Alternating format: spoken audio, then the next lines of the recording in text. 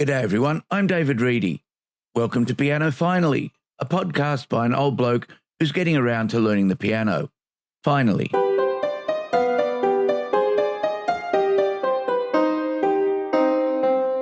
Welcome to show 52.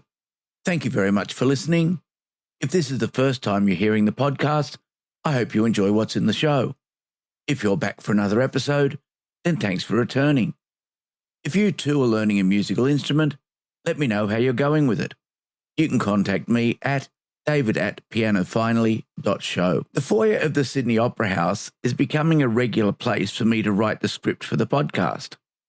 This time it's Friday evening, and once again it is to see Sir Stephen Hough play with the Sydney Symphony Orchestra. As usual, the foyer is pretty busy, but this time it's not tour groups. It's people going to the restaurant. Sydney's Vivid Festival is running at the moment. It's a light show that uses the building and structures around Sydney as the canvas. The Opera House's restaurant looks out over the Harbour Bridge and Circular Quay, making it a pretty good place from which to watch the show, except that you can't see what's being done on the Opera House itself. I've been to the restaurant twice, once when I was very young and once for a wedding reception. A look at the menu and the prices explains why I'm not a regular there. One of the appetizers comes in at $825 per person, but dinner is a positive steal at just $210. Luckily, there are many other options for food in the area, even though it is a bit touristy.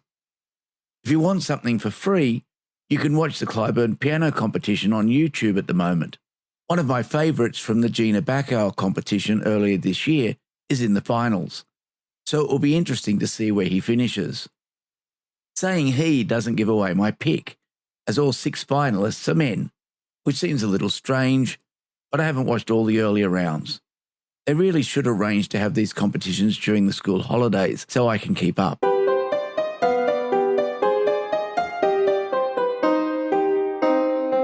When I first decided to look into a keyboard to add to the piano, I searched YouTube channels that were mostly educational and presented by someone who uses keyboards as part of their musical life. There are a lot of different channels available, but eventually I settled on 2, The Soundman and My Keys to Music. This week, I'll talk about The Soundman. The Soundman's real name is Douglas, and he's a songwriter, home studio producer, and worship leader. On his channel, he reviews keyboards and performance accessories, providing tutorials on their use and applications. Douglas also has some paid-for in-depth courses for Nord and Roland keyboards, as well as packs of presets that you can load onto them. Many of Douglas's demonstrations go beyond just the simple settings on the piano, organ, or synthesizer in the keyboard. He also looks at the features that allow a musician to combine the different elements to create a vast array of sounds for different purposes. Being able to speak knowledgeably about all the different parts of the keyboard makes these videos particularly valuable, as I expect it would be rare for a beginning-level player to have skills across all 3 types of instruments. Douglas's playing is excellent, and he selects music that suits the type of sounds he is creating. If you're interested in just what you can do with a modern stage piano, it's worth checking out The Soundman's channel. There's a link in the show notes.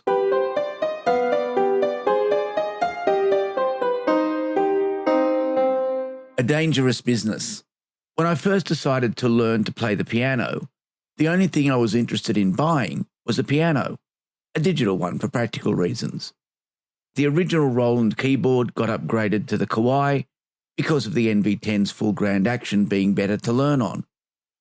But as we learn in Lord of the Rings, it's a dangerous business, Frodo, going out your door. You step onto the road, and if you don't keep your feet, there's no knowing where you might be swept off to. And that is exactly what has happened. Those first piano steps have led to a very different journey. One of the paths I followed was various YouTube channels on music theory and discussions of different pieces of music. Although a few of the presenters of these videos use pianos, most of them use a keyboard of one sort or another.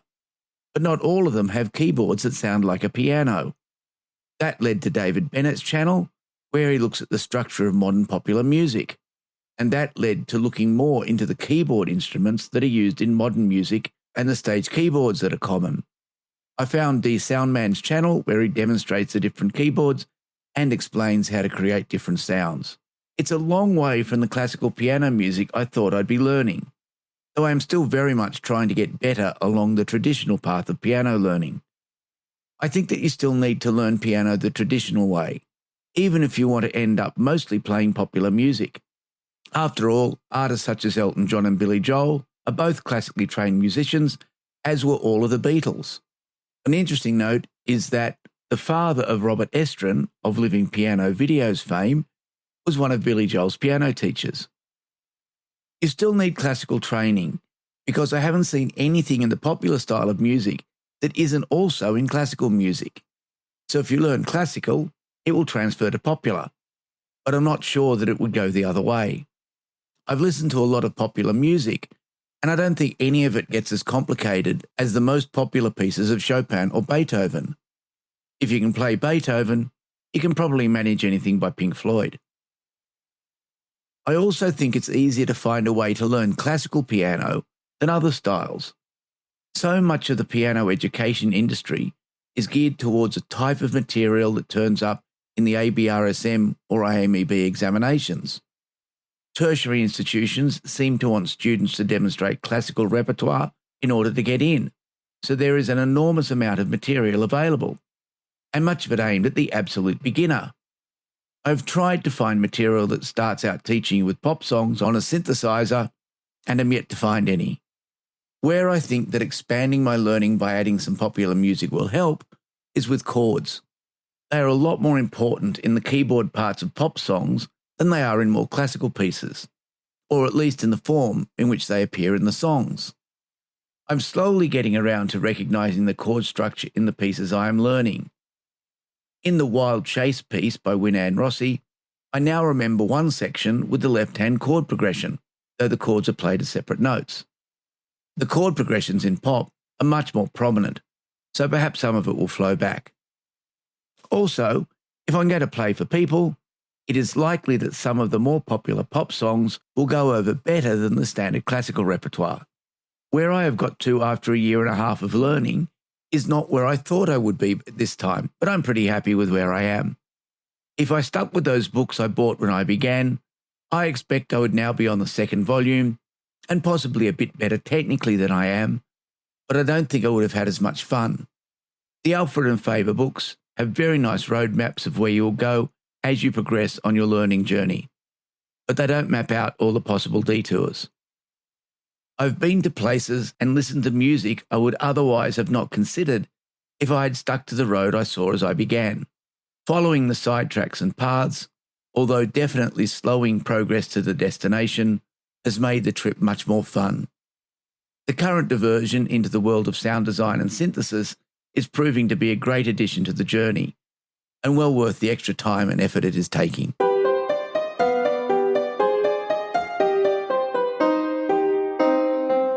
As I mentioned earlier, there are hundreds of courses and publications available to learn the piano the classical way. Still, I was unable to find very much in the same vein for learning keyboards. The mechanical part, pushing the keys down, is similar, although some of the organ synthesizers are really just on and off rather than worrying about velocity. It's the other bits that are different. The bits that make up the millions of different sounds of which a keyboard is capable. I've said before that the most significant difference in using a piano over a keyboard synthesizer is that the piano has 3 controls in addition to the keys, while my synthesizer has 148. So this is where I needed some lessons. While there are a few places that will give you recipes for the different settings, I wanted something that would teach me both the theory and the practice of making synth sounds. Syntorial kept cropping up in my searches, so I went to that product to take a look. Syntorial is made by Audible Genius, a small company working in the United States. They have 2 main products, Syntorial and Building Blocks, both of which are music education titles. Syntorial has 199 lessons spread across 33 units, which take you from the very start of subtractive synthesis up to where you can work the myriad of controls that form a modern synthesizer's panels. Each lesson is based around ear training, learning the effect each change has on the overall sound, rather than looking at the theory behind what you are doing. It is very effective, with the system introducing one new control at a time, and then lots of quiz practice and free time to learn each step well. The lack of theory doesn't bother me, as I learned about analog signal processing as part of my work at university, albeit at frequencies much higher than audible. Syntorial comes with its own software synthesizer, which contains all the common controls found on synthesizers, and as a beginner with synthesis, I'm using that one rather than the more professional ones I have with other software. I am, however, also trying everything with the settings on the Nord. After all, that's what I'm aiming to play eventually. I'm enjoying the process so far, although I'm still only a couple of lessons into the course. The instructions and teaching are very clear, and I'm learning a lot. Because it's all based around what you hear, I think this is going to improve my general ability when analysing music. If you're interested in learning about sound design with the synthesizer, then I can recommend Syntorial. You can try the first 22 lessons for free on their site, no sign-up required, and they offer quite generous discounts to students, teachers, and others. I'll include a link in the show notes.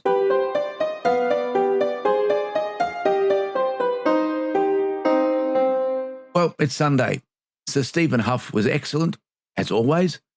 The pre-concert talk was informative, and Sir Stephen added another Chopin nocturne as his encore. As always, an evening at the Opera House is a nice way to round off the week. My next Sydney Symphony concert is in July.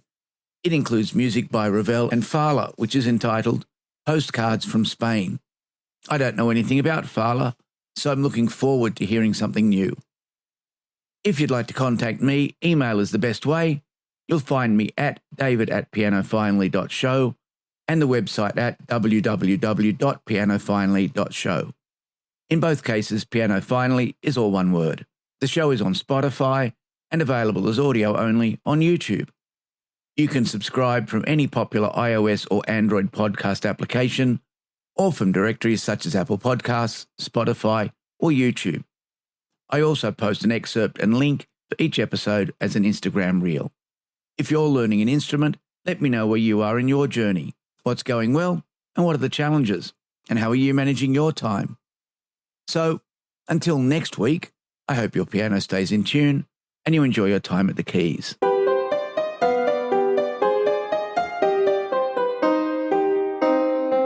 With debating finished, I was able to get back to a more consistent practice schedule.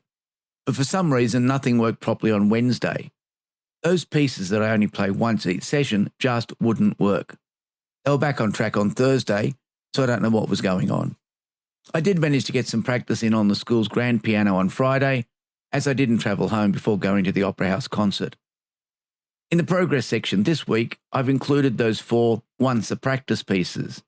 They're Fritz Spindler's Canon, Daniel Gottlob Türk's Bagatelle in F, and Andrew Cragg's Afternoon Snooze and Blackout Blues.